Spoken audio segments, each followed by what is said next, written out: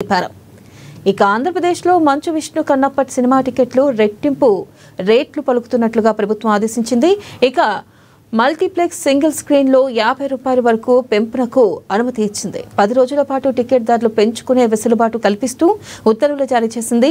Higher class టికెట్స్కు మాత్రమే ticket rates పెంపు వర్తిస్తుందని సర్కార్ తెలిపింది. తెలుగు ఫిలిం ఛాంబర్ ద్వారా టికెట్ ధరల పెంపు కోసం ఏపీ గవర్నమెంట్కు మంచు విష్ణు దరఖాస్తు చేసుకోవడంతో ప్రభుత్వం అనుమతినిచ్చింది.